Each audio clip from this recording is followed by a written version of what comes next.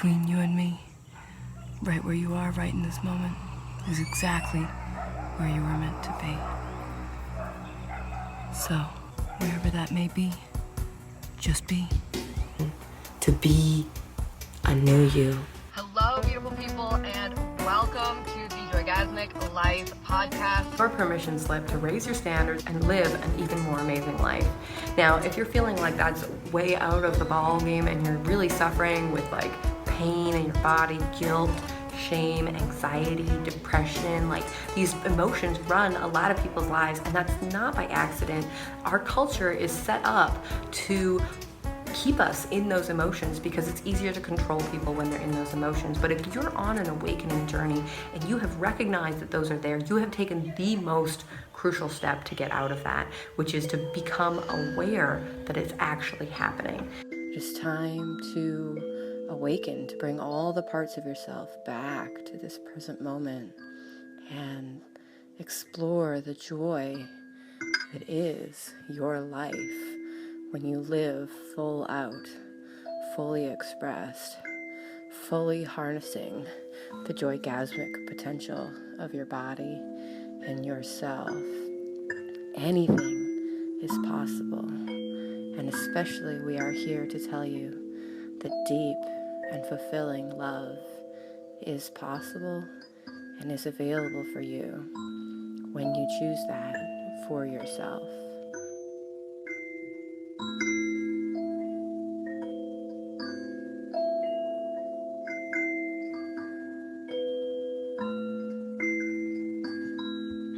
Good morning, good afternoon, and good night, and good evening as well. Welcome to the Joygasmic Life podcast. Today's guest is Jem Minor, LACMOAM, and a licensed acupuncturist, herbalist, alchemical sacred embodiment coach, feminine power facilitator, and healing Tao instructor of internal alchemy, meditation, and qigong.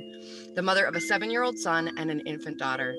Jem has successfully used Chinese medicine, Daoist alchemy, sacred sexual cultivation, dance, qigong, and somatic practices to renegotiate her relationship with the various traumas stored in her body, from early sexual abuse, rape, pregnancy loss, childbirth, and intergenerational trauma, to live a healthy, radiant, and fulfilled life, comfortable in her wholeness.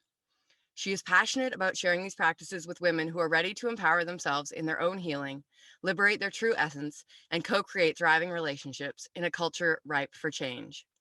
Born and raised in Alaska, Jem is now joyfully co-creating a thriving family life with her partner in Asheville, North Carolina, where they homeschool, dance, and have many outdoor adventures in the Blue Ridge Mountains.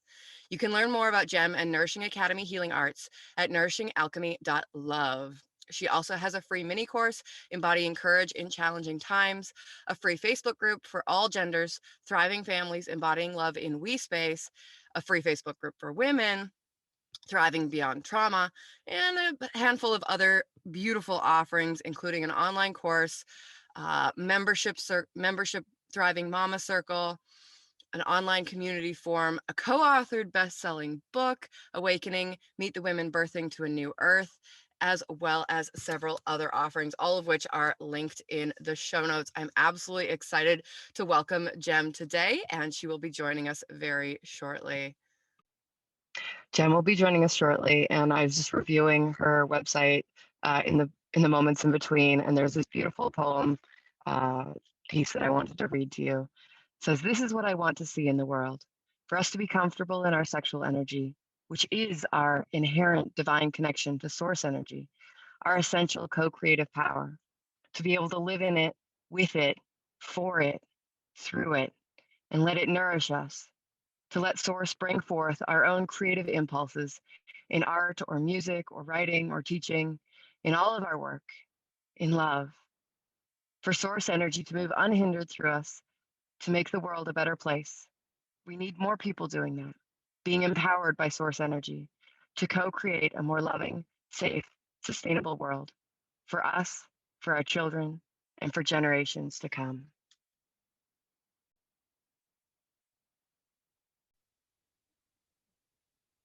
Awesome. Welcome, Jem, to the Joygasmic Life podcast. I'm so glad to have you here. We've been chatting a little bit before we got on the recording, and I just found out that you and I have something in common, which is we both had children and then a big gap, and then you said you've got a 4-month-old, and I'm in sort of preconception, like, oh my God, I'm so excited phases. So yeah, tell me a little bit about that journey. Like, you've got this background in qigong and classical Chinese medicine. How did you get into all of those things? Well, there's several aspects. Since I was a kid, I was into herbal medicine, and I grew up in Alaska, so we'd go fishing, and at some point I got an herb book, like a wild plant book, and so I'd catch my fish, and then I'd run off and study the plants, and that was my thing as a teenager. And I started getting into making different things, and in college I had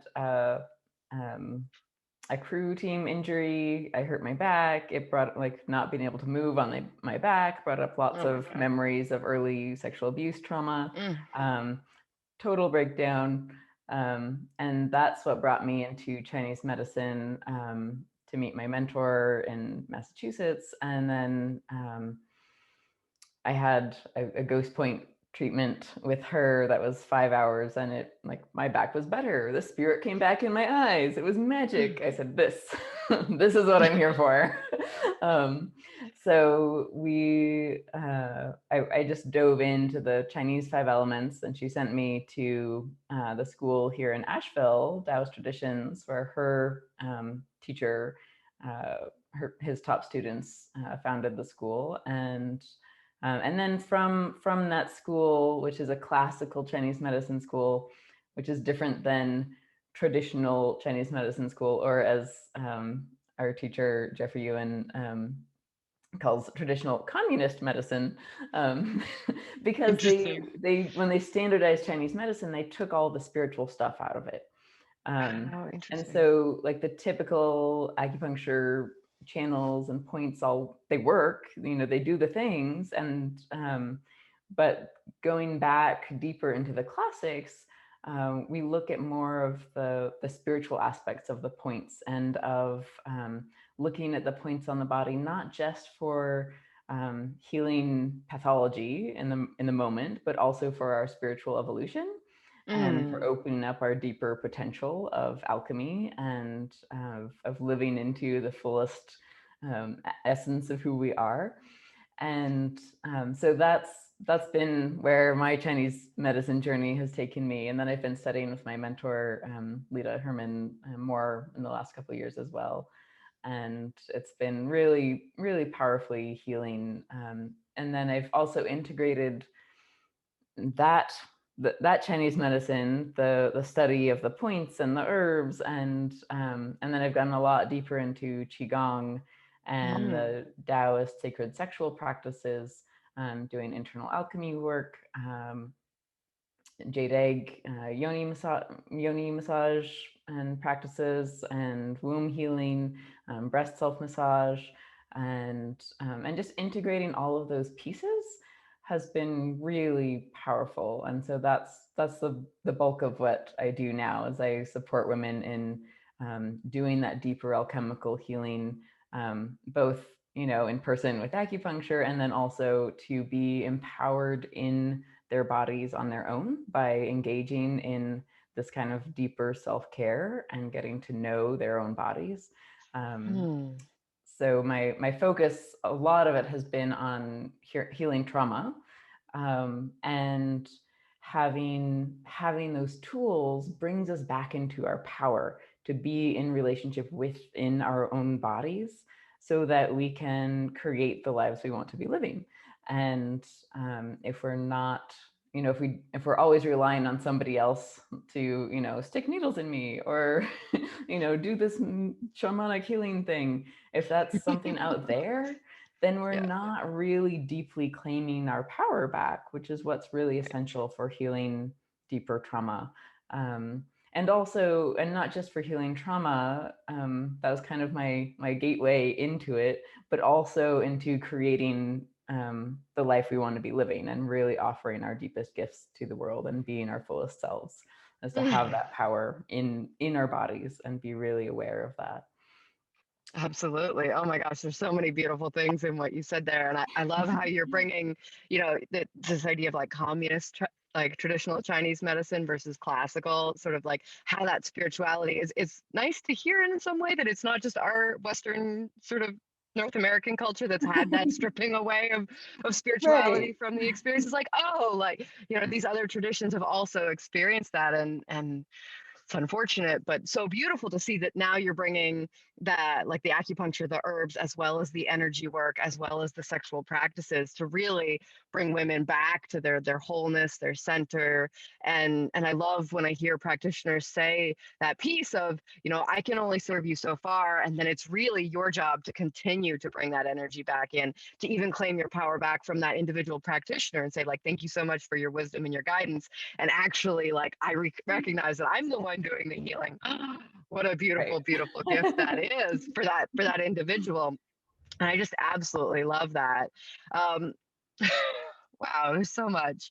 Uh, the the Taoist practices is something that I've been really fascinated in, and I hope we mentioned we'll get to do the microcosmic orbit as an exercise later on in the podcast. So I'm really looking forward to that.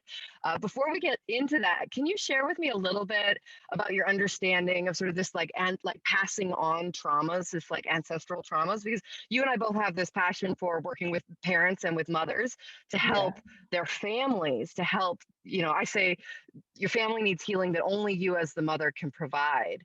And when we do that work, like radically different things are possible within family units. So can you talk to me a little bit about that experience of healing yourself to heal your family?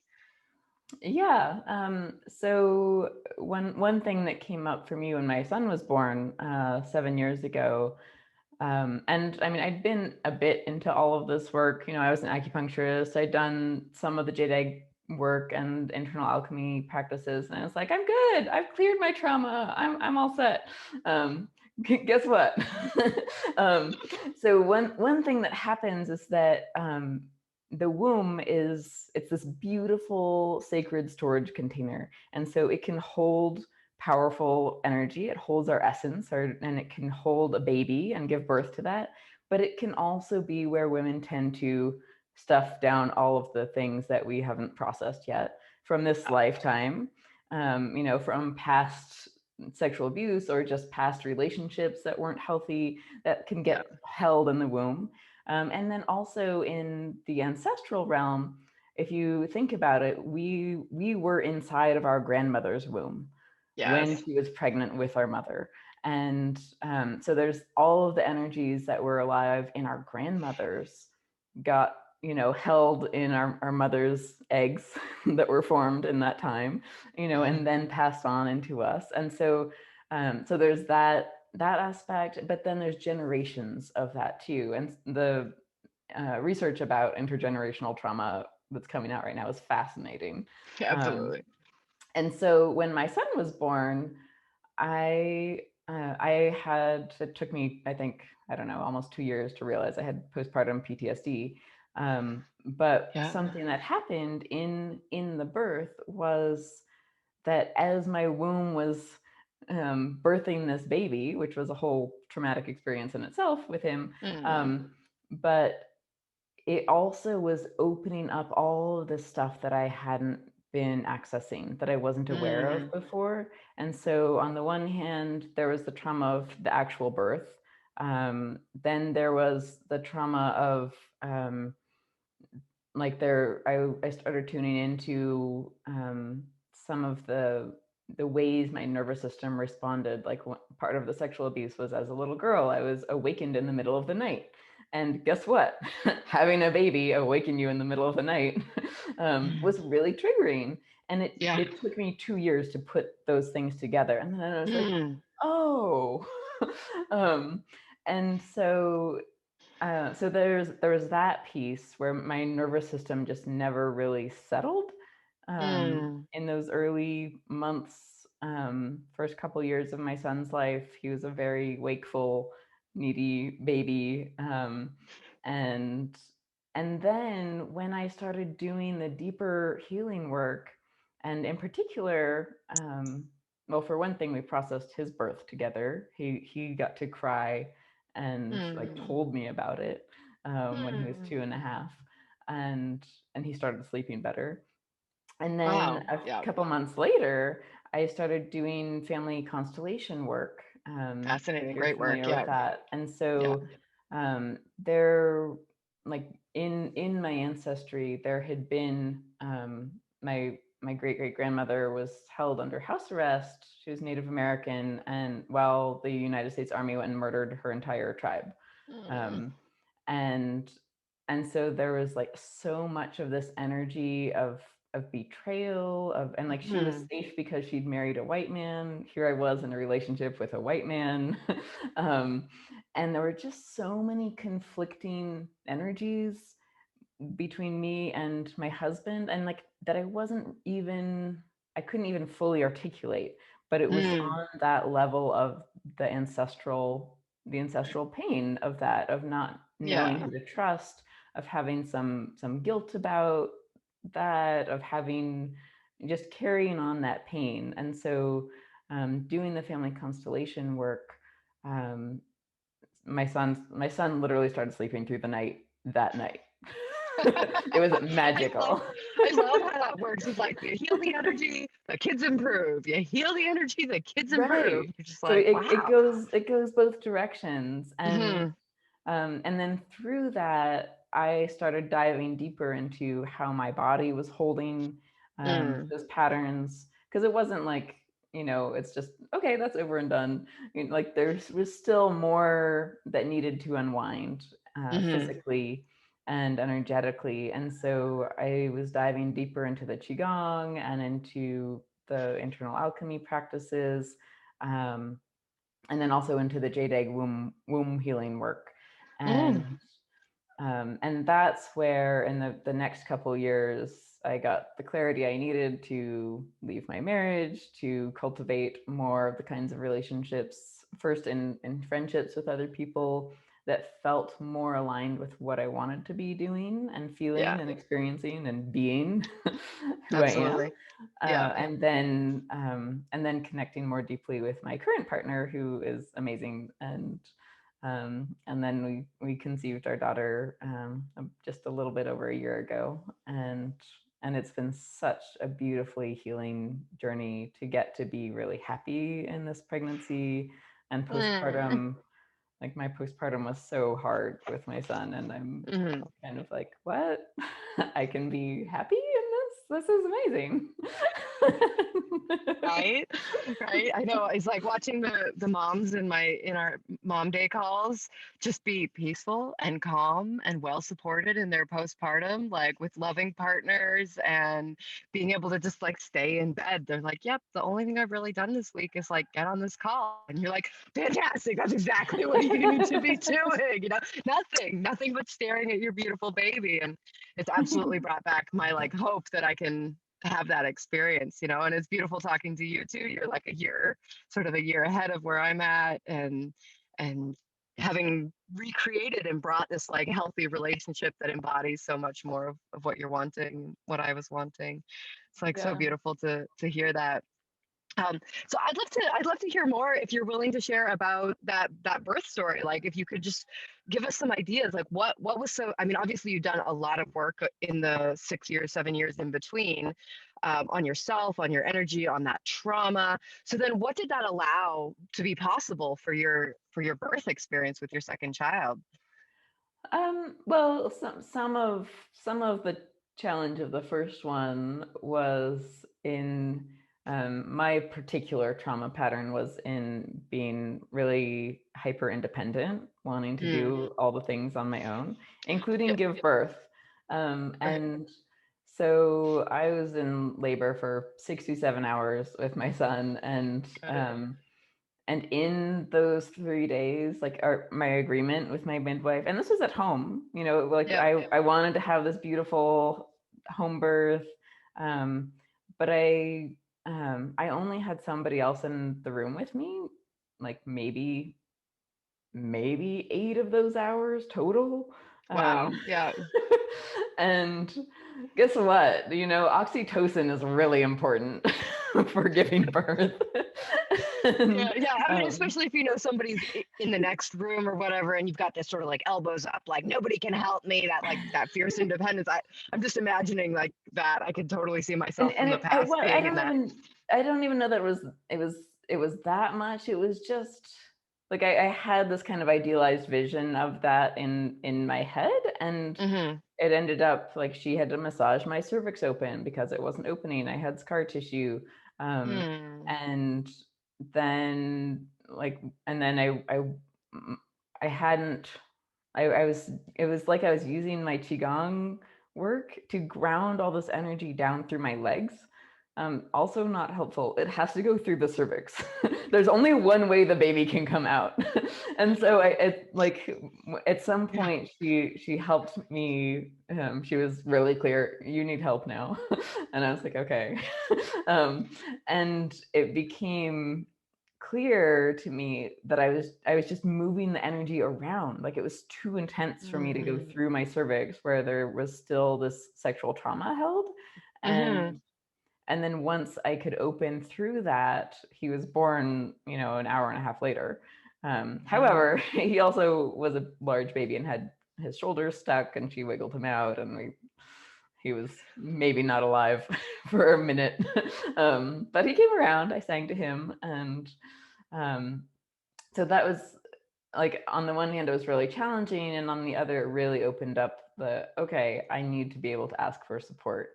But in the partnership I was in, there was kind of this insular dynamic where he didn't want a lot of other people's energy in our home in that time, or support. Like it was complicated, but but I got the message that I needed to ask for support, but I didn't really know how, and I was still so, Yeah. like, my nervous system was so wrecked from that whole experience.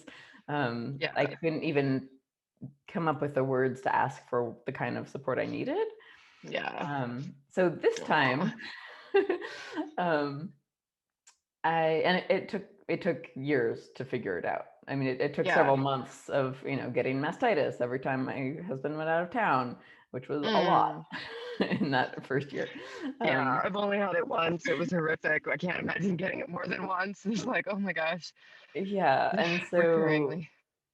so this time I had, I mean, for one thing, I'm with a partner who knows the depth of connection that I need, and also knows that he can't provide all of that I also need that Mm. with other women, Mm-hmm.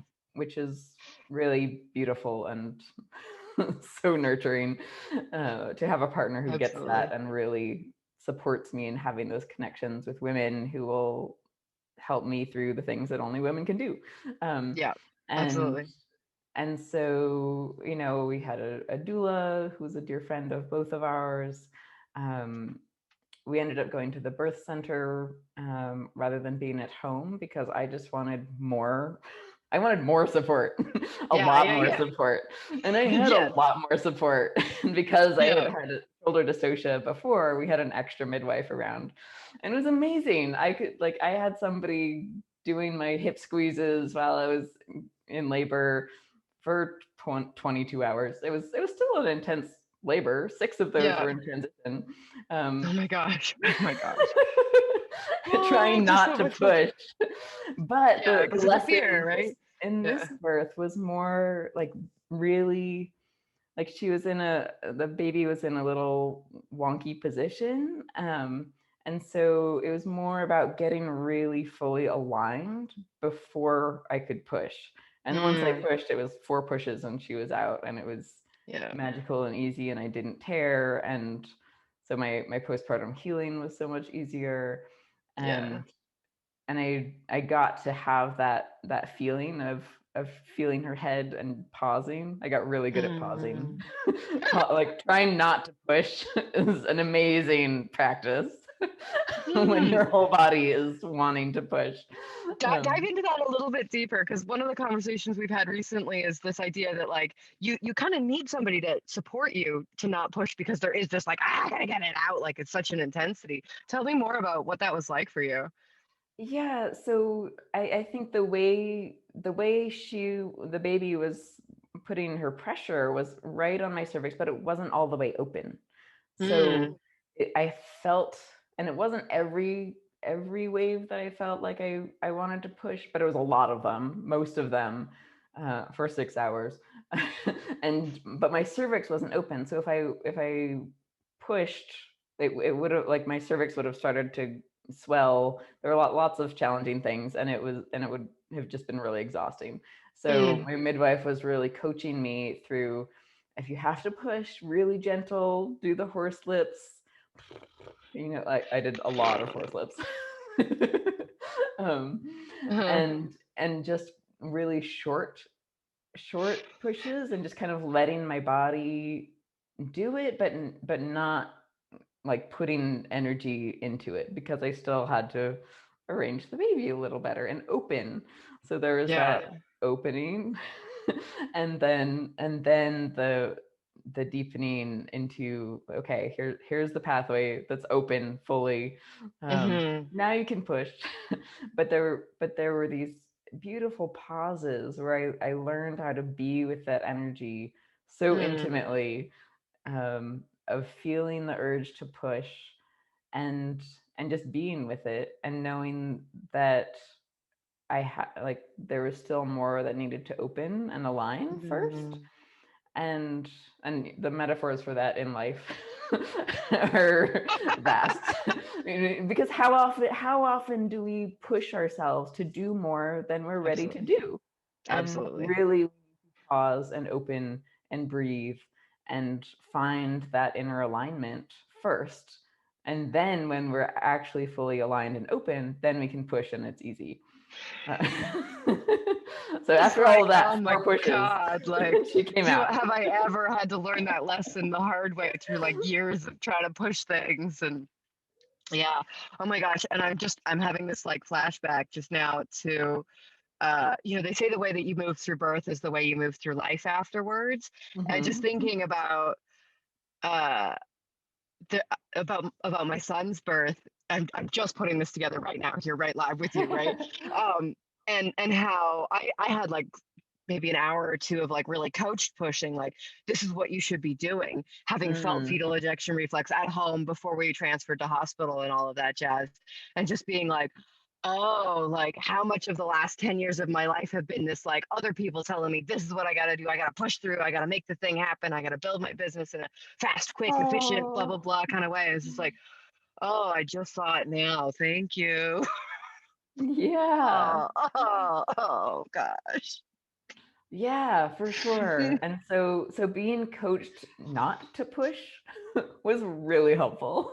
Yeah, yeah, yeah. And so that's, there's been, and this whole pregnancy, I got pregnant just a little before the pandemic, Right, and I had all these ideas. I wanted to do qigong, like pregnancy qigong circles and all these things in right. person. Guess what? That didn't happen. And Yeah. it was so good to just be with my body, to just be in the Mm, pregnancy. And I had such a beautiful, deepening relationship with my son in particular in that time, which I'm mm, so grateful for now. We began homeschooling, and it has been the best thing in the world for us to just mm, slow down, simplify, be home more, be more deeply engaged with each other. Um and so we've had just, and he adores his sister. Now he had all that extra special mama time, and now he gets aw, to be this big brother who just adores his little sister, and it's the sweetest thing. and that's so um beautiful.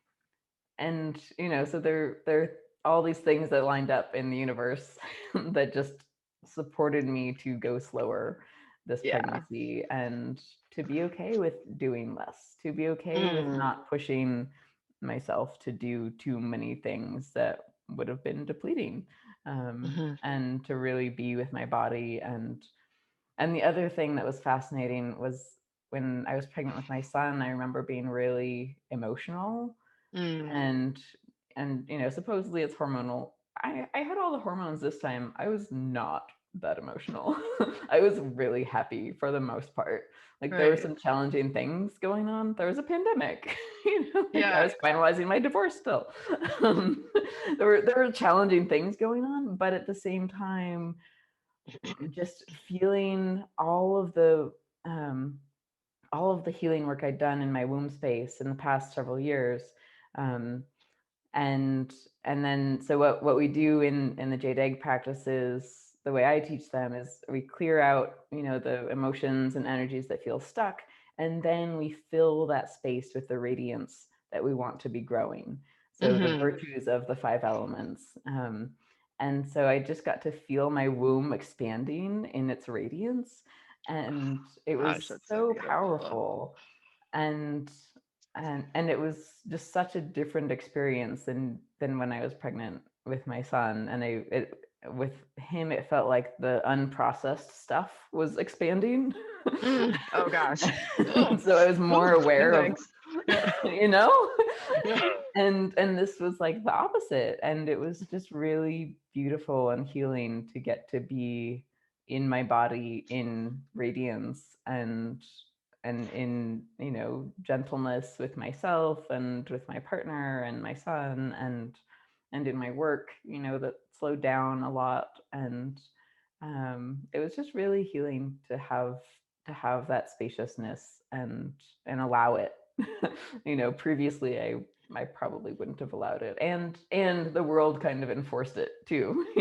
Absolutely. Yeah. Oh my gosh, there's been so much slowing down for many, all people. I'm not sure. Like it's just like it's a really big way. And yeah, it kind of feels like And for me, it kind of feels like that internal work I've done over the last 10 years has sort of like percolated out, and now the rest of the world is like going through that dark night of the soul thing that so many of us who have been right. on this path for 10 or 20 or 30 years, like doing that work to prep to hold space for those people, is like, oh, now everybody else is doing that. Not everybody, but a lot of people, like the call is there, right? And people are either Right. choosing to suffer or to gain tools and skills and abilities to deal with the intensity of energy and the processing that's being asked and requested. So, with those two differences in the pregnancies, like 22-hour labor is still nothing to, it's not like easy by any means. 6 hours of transition, not easy by any means. But what was, in that birth to postpartum, you said she's born, you've got this like 4 pushes and she's out. Once you've got that alignment, I'm curious first before we go into like the postpartum, like, in the first pregnancy, you mentioned sort of like using the qigong to like ground the energy around your cervix. What's your perception of the energy flow in your second labor, like aligning it with your cervix and aligning your energies? I'm just fascinated. I'm so curious. Yeah, it was I was so present in my pelvic floor and in my cervix, and I could tell that she wasn't quite aligned, but that internal listening. And so, in the intervening years, I was doing all these jade egg practices. I was teaching them and tuning into my body in that area all the time. Mhm. And so it was just really helpful to have that background, to have those skills, to be present, and to not be afraid of being present with my pelvic floor, and to feel like there was this urge to push, but it wasn't quite aligned, and so I could relax it. So there's the Mm. jade egg practices that are strengthening all of those muscles, but then there's also the relaxation, Mm. and so really tuning into what that felt like in my body, to be like my original jade egg teacher Minka DeVos talks about the pelvic floor being like a trampoline. We want it to be springy, so it has Mhm. that give and it can spring back up, Mhm. and it's a trampoline for the spirit.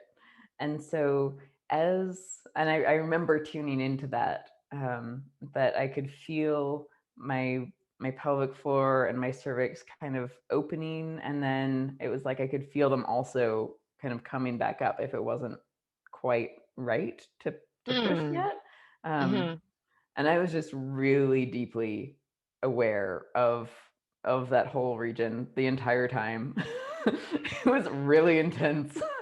and and it was a lot easier because I'd had all this practice with the Absolutely. jade egg work. And then also with my partner, we'd done some yoni massage where he just held different points, where I had still been, while I was pregnant, where I had still been storing energy from my previous birth, um, and just being with those emotions really consciously too was helpful, in preparing for the birth, so that I could be there and it wouldn't be super painful. I mean, it was painful, but it wasn't like unbearable. I knew how to be with the emotions that were coming up, and I had enough people with me to support it, Yeah. and that I trusted and who felt really aligned and were really honoring my wishes. My midwives were amazing in just, asking before they did anything to my body, which is Super often not important. the case. And really Super making important. sure, and like I told them I didn't want to know how dilated I was, how far along I was, because I took so long last time. And so I Yeah. thought it would just be depressing. So they didn't tell me until I was like 8 centimeters, and then was hanging out at 8 centimeters for a long time. Um, and and it was really helpful to not know, and to just be with my body, and to not be trying to gauge progress by somebody else's, view of it, but just to really be in my body and be tuning into what my body needed. I needed a lot Absolutely. of hip pressure, squeezes, and to help her get into position, we did a whole bunch of different things, but it took a lot of conscious presence, being really aware of my body, and relaxing it, and relaxing it, and relaxing it. And because I remember with my son, I wanted to pull my energy up and away from my cervix, or like I would send it down through my legs, or I'd kind of pull up when it got really intense. But the only way out is through. And so I had to really come into that space, and this time I did that a lot better. And I was also more comfortable with asking for support with that, and just making eye contact a few times in particular with my partner, where I just felt his presence and his support so deeply. Yeah. Like it helped me remember that I could do that, and could keep keep staying present, and that there were these amazing people with me in that process. Beautiful. Beautiful. Thank you. I have a better sense of the differences between those, and just the intensity of staying present with the cervix for any period of time, anytime, is like that's a journey in and of itself. Never mind when there's like massive surges of energy and birthing sensations coming through your body, right? It's like it's a Right. big deal. And And especially most of with, us are trained not to, right? Like, yeah. and my office mate, teaches pelvic floor physical therapy classes, um, and so one of the things, and I went to a group class, and a number of the women there just weren't even aware of whether they were contracting their pelvic floor or not. Like Yeah, just not, we don't have the sensation. And so I think having the jade egg practices, and not just doing them as exercises, like to gain awareness, but doing them with the spiritual practice of it, of noticing the emotions held, and then consciously using those exercises to bring in more of the radiance of what I wanted to be growing. It just made it's transformed my whole womb space, my, like, all of it. The womb that grew the baby, the vaginal opening, the whole pelvic floor, and just my relationship with that is really sacred and rich. And I think about what would be possible in the world if more women had that depth of awareness and presence, and absolutely. how rooted in ourselves it's possible to be when we have more of that rooted down in our bodies in this really sacred space. Mm-hmm. Mm-hmm. Oh, so beautiful. So beautiful. I love all things vaginas and wombs and babies and birth and women. It's just like so magical, this like creative life force. Oh gosh. So I'm curious, we're moving through this birth journey, and you've given me this image of like connecting with and really aligning with that cervix. What was different for you, sort of in those moments after birth, and in those moments, maybe the first month or two after giving birth to your second baby? What was different for you, and what did you notice having done that work?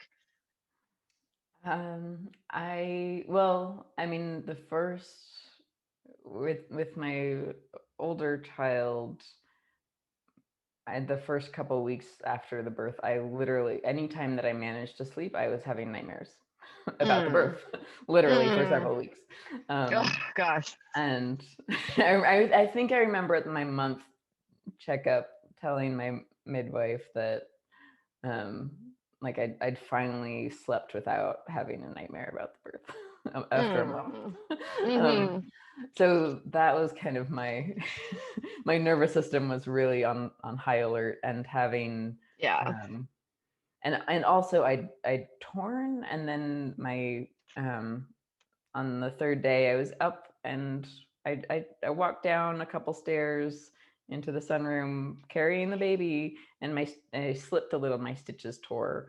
And so um and then there was a little piece of my perineum that was continuing to tear for 5 weeks until I went to the doctor and had it cut off. Oh He's like, gosh. oh, it's just hanging on by a thread. And Just shake that off. yeah, so um which total anomaly, like not a common thing, but that's what happened because I Yeah. was moving around more than I should have been, Yeah. um, trying to do more than I should have been doing, Yeah. and so I was just really, I was in so much pain, and so there was like the birth stuff, then there was a wakeful baby, and then there was also the physical pain where it hurt to get up and go out of bed. And basically all of my self-care practices involve movement.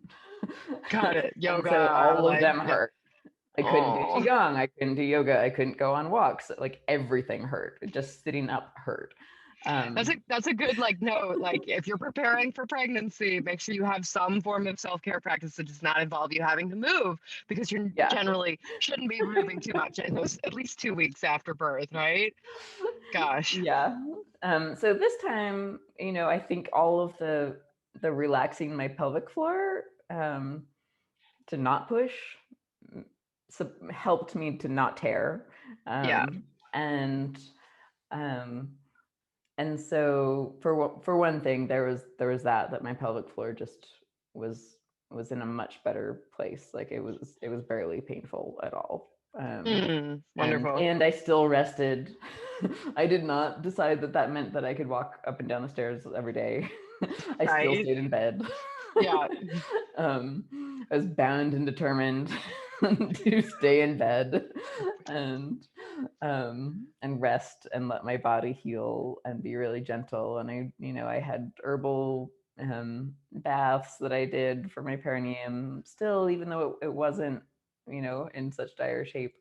Um, and I was just really gentle with myself this time. And I had a partner around who was really supportive of that. My previous Mm. partner had so much going on when our son was born. He was not available. He would be on calls for hours and hours on end, Hmm.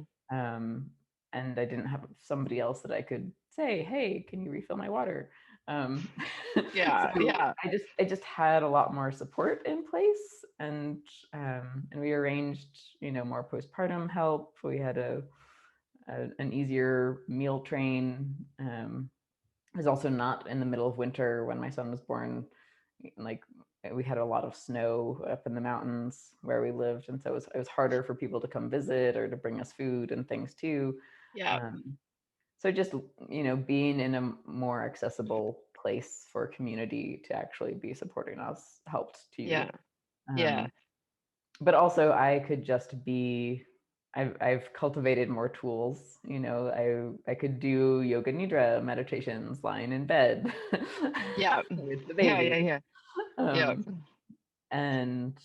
Um, and I just had more practices that I could do lying down, and I was okay with that. So much of Mm. it was about my own mindset being okay with it, that I didn't have to get up and do things that other, you know, we had food in the freezer, there's food being delivered, my son could come snuggle in bed with us, and it was just a lot more restful. But I had decided that I was going to do it that way, and my partner was really supportive and really clear. You know, like he rearranged his work schedule so that he could take breaks and come check on me in between clients when he started seeing clients again. And so there was just a lot more support. Mm-hmm. And um, and I'm I'm not sure if it's, you know, just a different baby, or if it also has to do with how much more calm and peaceful I was in my body in the pregnancy. Mm. But this baby also sleeps. And having a baby that sleeps is very helpful. So we Absolutely. were sleeping, you know, we were actually sleeping more than, I mean, I did get mastitis this time also because we were sleeping too much. And Huh. my breasts got too full. So, Got it. Yeah. Yeah. but I dealt with it well, you know, and Mm. um, but I overall I just felt so much better supported, and I was okay with being supported.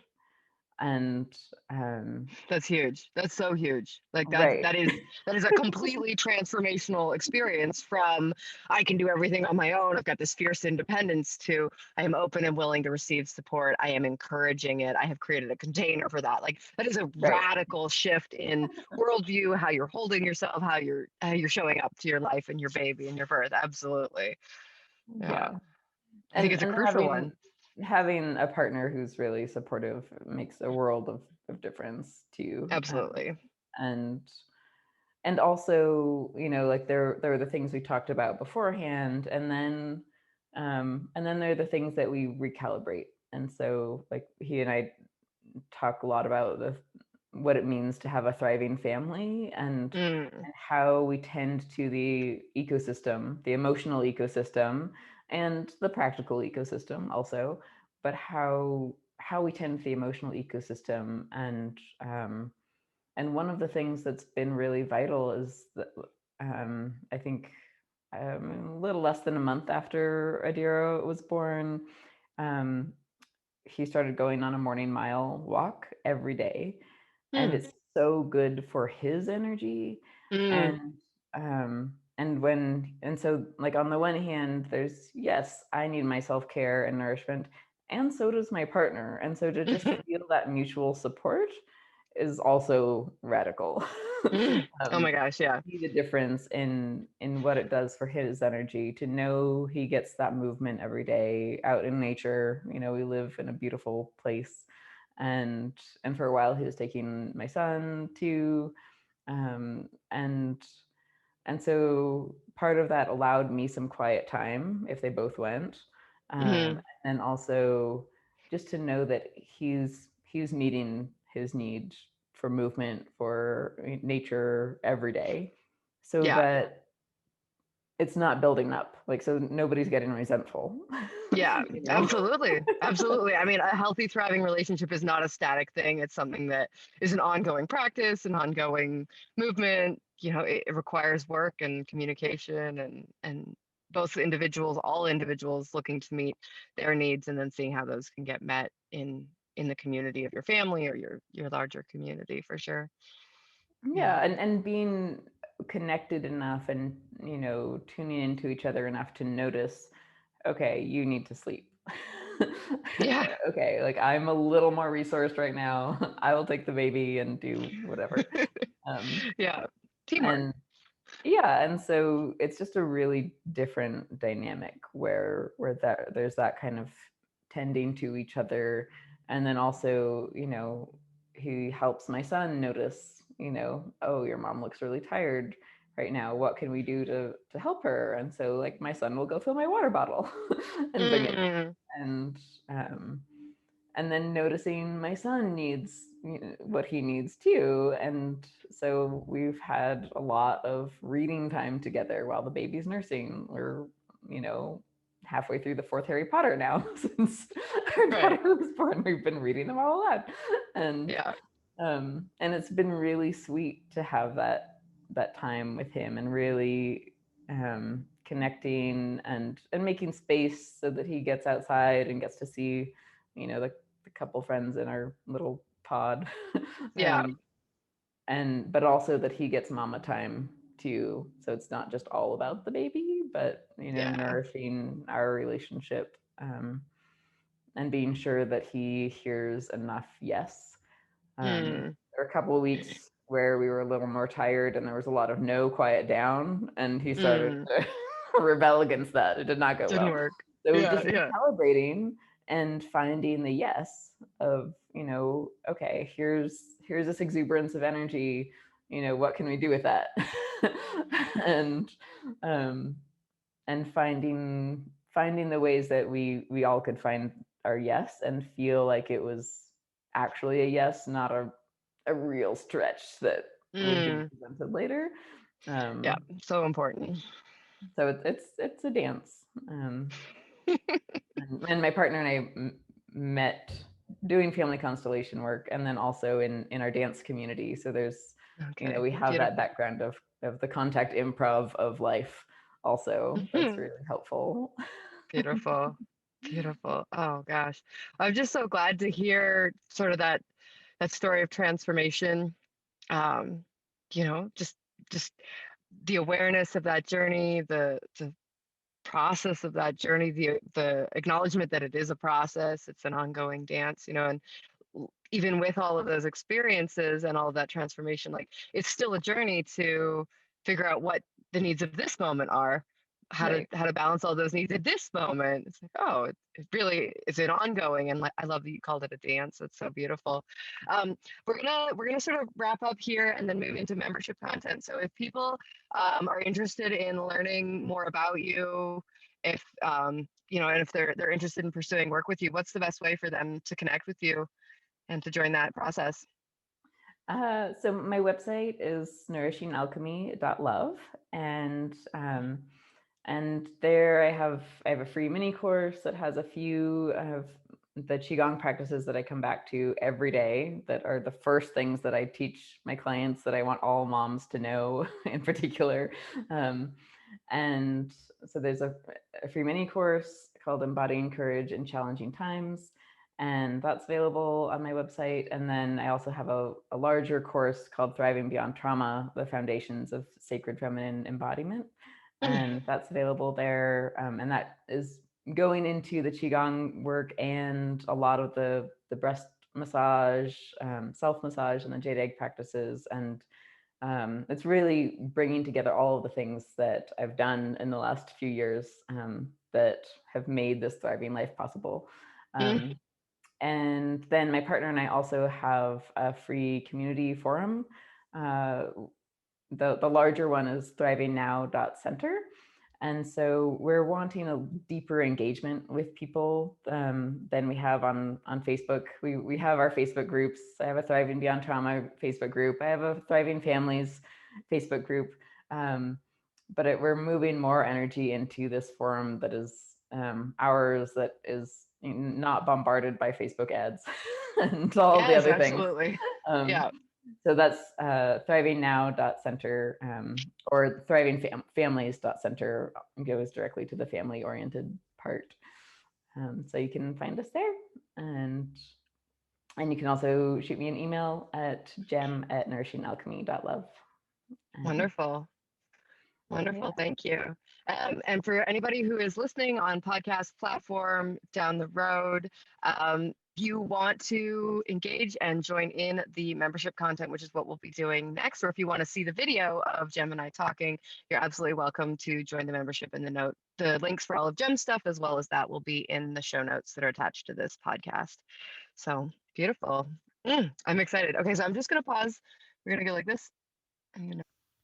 Well, I hope you really enjoyed that. The rest of the episode includes us talking about holistic mastitis treatments and all of the things that Jen tried with her experiences of mastitis, the beauties of placenta drying, encapsulation, and the magic of the placenta, as well as a wonderful breast massage technique that she walks us through in a wonderful way. I hope to see you in the membership area, and I hope you're having a beautiful day. Thank you so much for listening to today's interview with me. There is so much more waiting for you. If you would like to access the bonus exclusive membership content, which includes the finale of this interview and some really exciting exercises, then please head over to bulletproofmoms.com/member, which will allow you to access not only the end of this interview, but also the video format, which has some really interesting visuals that don't make it through the processing in the audio, as well as the end of this interview, as well as bonus meditations, brain training tracks, and access to our online school, which includes courses like Relationship Reset, Circles of Commitment, How to Save Your Relationship and How to Save Your Marriage, How to Make Intelligent Decisions as a Single Mom When You Begin Dating Again, and many other courses, including the Joygasmic Birth course, your complete guide to creating a joyful, ecstatic, pain-free, and pleasurable birth. And you will also get to see the really silly dance that my son is doing in the background of me talking in this video. So I absolutely encourage you to join the membership. It is pay what you want, and there is a wide range of payment options available. So if you are on a limited income, absolutely do not think that cash is a barrier to your ability. I'm sorry, I'm barely being able to keep it together because my son is just doing the silliest dance, and it's totally worth it to upgrade just to see how ridiculous he is. I absolutely love you guys, and I'm so grateful to be able to make this content available for free. And thank you so much to everyone who is already subscribed as a member and who allows me to continue doing this wonderful work and being of service to you all in this way. Thank you so much for your support. And the credit song from the beginning of the podcast is from a beautiful friend of mine who I met in La Cruz de Guanajuato. Well, La Cruz de Guanajuato. La Cruz de... How does it go again? Mom, it's La Cruz de Guanacaxli. Oh, okay. Well, yeah, that one. Oh my gosh. I used to think of it as La Cruz de Guanacaxle, but that's not how you pronounce it. It's really a terrible pronunciation. La Cruz for short, which is near Puerto Vallarta, Mexico, and he's an absolutely incredible musical artist, so please go check out Sonny, Sonny, and his work on Spotify. There's also links to that in the show notes. So again, thank you so much for listening, and I look forward to seeing you in the membership. Alex, you want to say anything before we go? Oh yeah.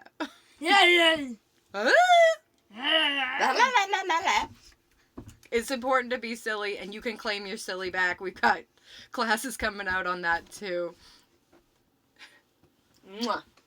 So if you're still here and you're still listening, obviously there is some more engagement that you would like to be a part of.